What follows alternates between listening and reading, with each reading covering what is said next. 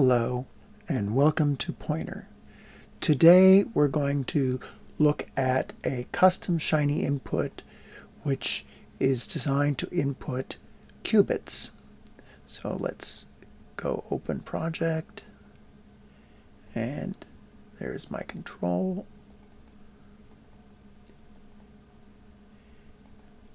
Select. Okay. I'm going to open this in the browser for a second so you can see it. This is our representation of a qubit.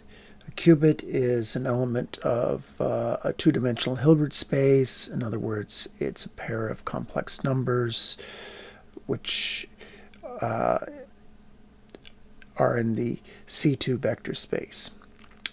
And the inner product is the complex conjugate. Okay, so the vectors that we look at for a qubit are pairs of complex numbers. As a vector, it should have length 1, and that looks something like this. So let's go over here, and let's go over to the app. Now, let's run it to show you what it does. Okay. Now, this is the current value, which is 0.5 minus 0.5 I, or 1/2 minus 1/2 I. That's the first one.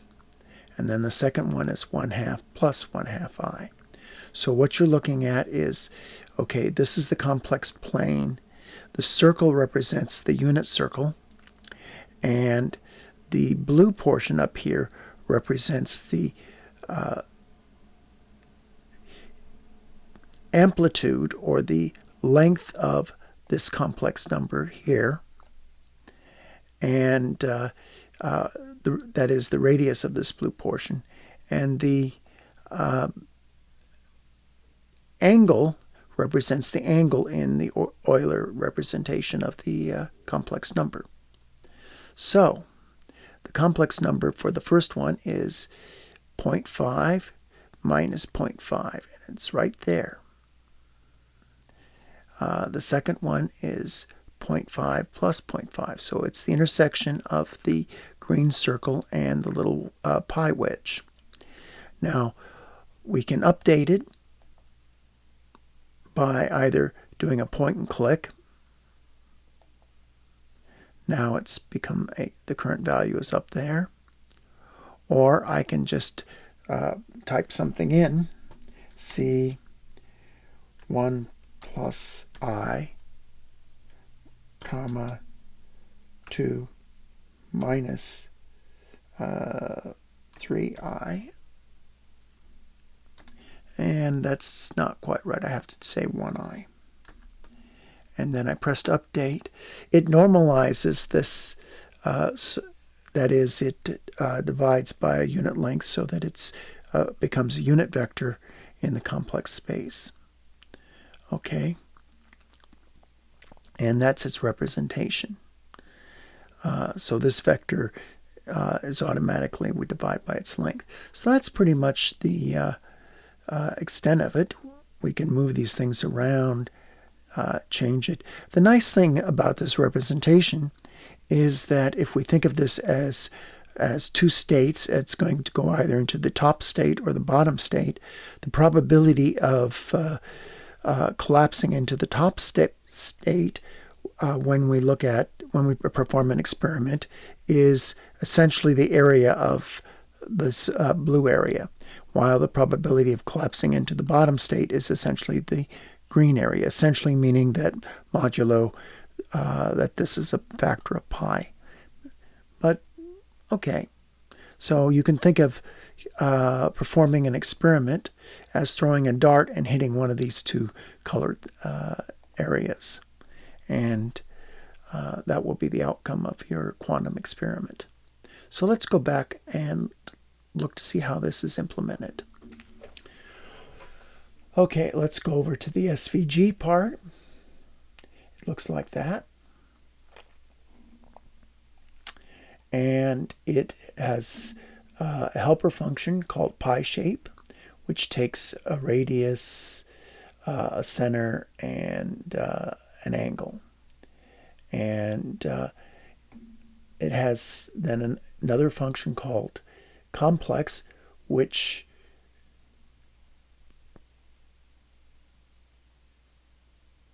calls the pi shape right here.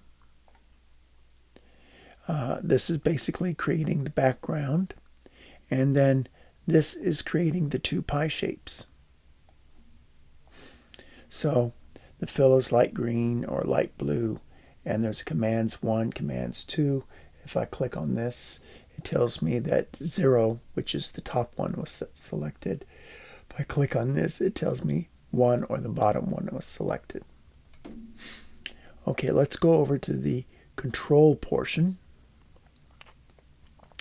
And as I said, okay, when I input something, I want to make sure that the vector is normalized. So we take the length of the vector, which is the sum of the modulus, and then we take the square root and return that, and divide by the square root and return that.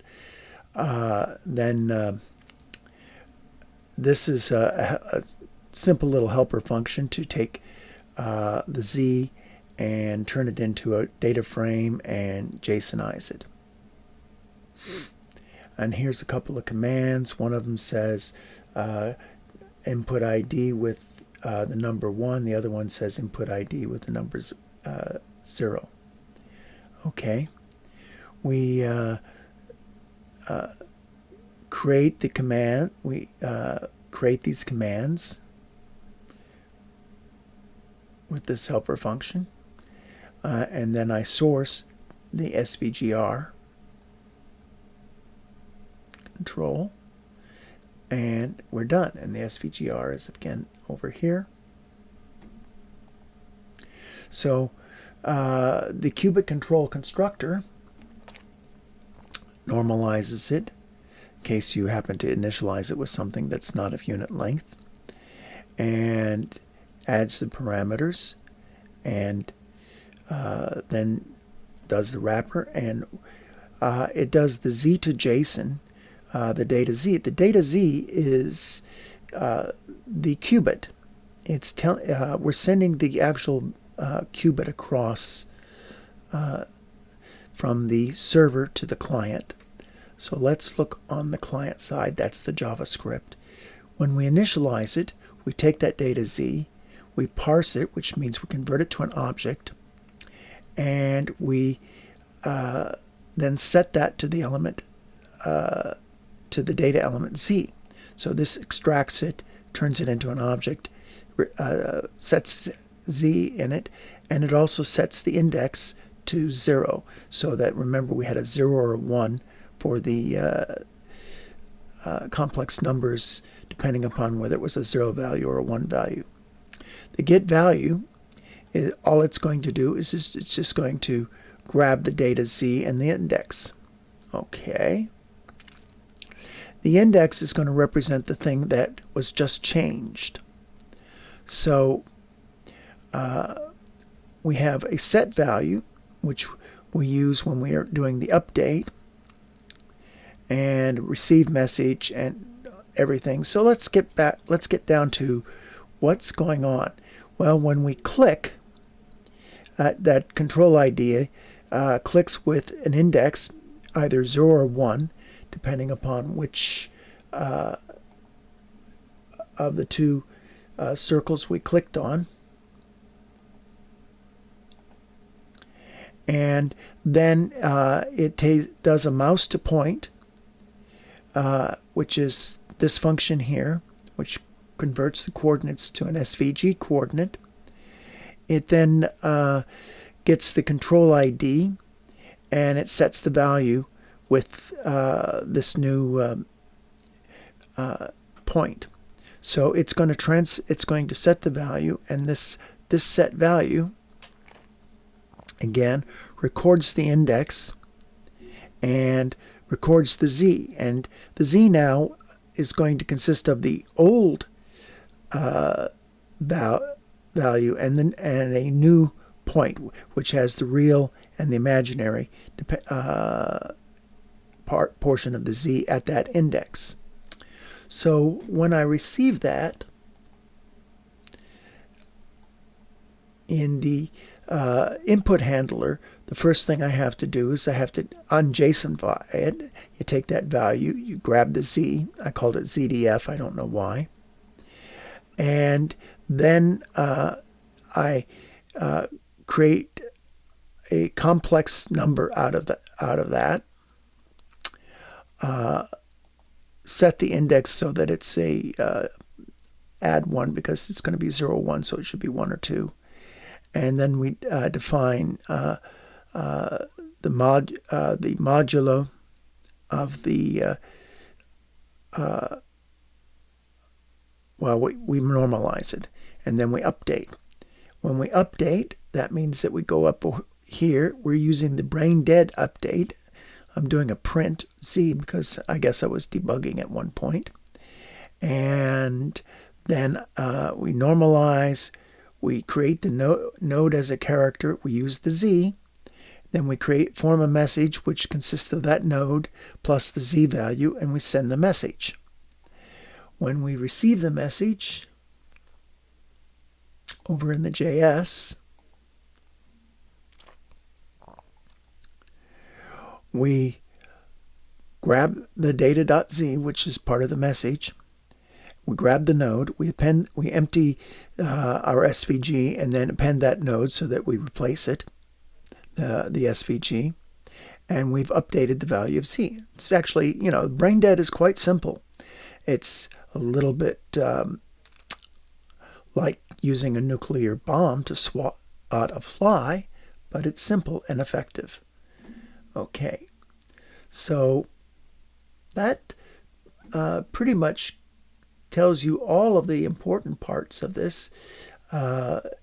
Updating, again, if I call an update from the app, we're doing exactly the same thing, and not much else to be told. So let's look at it once more, run it. It pops up in another screen. And again, now you can see that, okay, when I click here, the intersection of the blue circle and the wedge is the value of that complex number, which is 0.32 plus 0.3i. And this thing has been normalized. Now, what we might want to do, but we haven't, if we were actually going to use this in a more teaching method, we probably really don't want to have any angle. We probably would like to have angles round the angle to 5 degrees, to the nearest 5 degrees, so that we have 30 degrees, 45 degrees, 90 degrees, etc., and we can move ourselves around a little easier. But anyway, that's it for today. I hope you enjoyed this. This illustrates a couple of new things and to bring your attention to, and one of them is that, okay, we can the object that we're sending back and forth is a z, and that z over here is sent initialized with a JSON to z to JSON and sent to the data z, and then when we update, it's in part of our message. And when we, where's our message? There's our update. And then when we receive it, we unwrap it and update it, fiddle with it, and update it. Okay, that's it. And I hope that this was enjoyable to you, and that you get interested in quantum computing. Take care and have a nice day.